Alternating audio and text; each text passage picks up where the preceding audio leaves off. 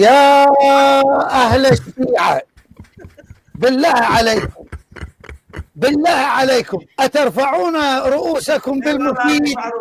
اخوان اللي ما يعرف الشيخ المفيد، هذه في سير اعلام النبلاء، عالم الرافضه صاحب التصانيف. كبر شاشه الاخذ الفقار لان انا جاي اقرا من عندها. واسمه محمد ابن النعمان البغدادي الشيعي، ويعرف بابن المعلم. كان صاحب فنون وبحوث وكلام واعتزال وأدب، ذكره ابن أبي طي في تاريخ الإمامية فأطنب وأسهب.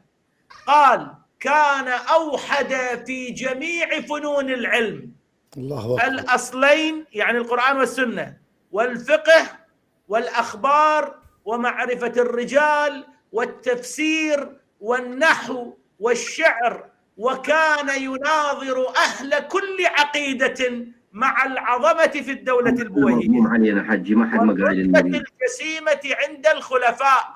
اسمعوا: وكان قوي النفس كثير البر عظيم الخشوع كثير الصلاة والصوم، يلبس الخشن من الثياب، وكان مديما للمطالعة والتعليم، ومن أحفظ الناس.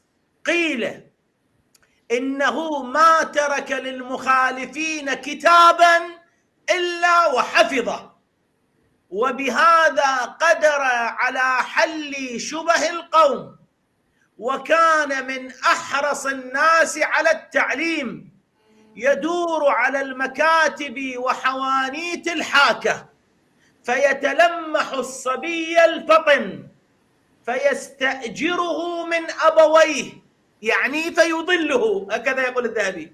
قال: وبذلك كثر تلامذته، وقيل ربما زاره عضد الدولة ويقول له اشفع تشفع. وكان، كمل يا هذا الفقار، وكان ربعة نحيفا أسمر، عاش 76 سنة، وله أكثر من 200 مصنف، إلى أن قال: مات سنة 13 و400 وشيعه 80,000، وقيل بلغت تواليفه 200. اسمعوا هذه الكلمة: لم أقف على شيء منها ولله الحمد. شايف هالشكل؟ اكو واحد يريد المعرفة يعني ولا كتاب منها والحمد لله، الحمد لله ما قاري كتابه. يعني هذا تقول الحمد لله على شنو؟ على شنو تقول الحمد لله؟ انت المفروض ان تقرا هذه. شيخنا اعطينا مجال. يا اهل الشيعة، بالله عليكم أترفعون رؤوسكم بالمفيد؟ والله لا يا أهل السنة أترفعون رؤوسكم بالذهب؟ يعني الذي يقول لم أقف على شيء منها ولله الحمد. تخيلوا يا للمصيبة.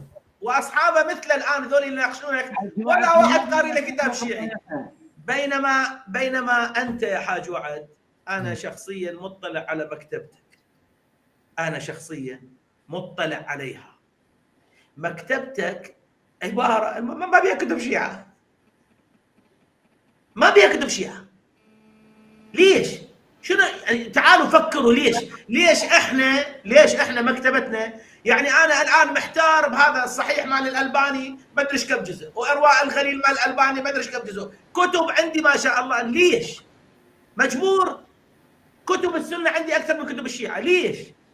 وليش انتم ما تكلفون نفسكم تقرون لكم مرة؟ عايشين على المواقع وعايشين على هذه الشبهات. حاج اسد، حاج وعد افضل من المهاجر والانصار اللي قبل شويه يقول يخاف عليه من الشرك. هو عنده كل كتب السنه ما خايف.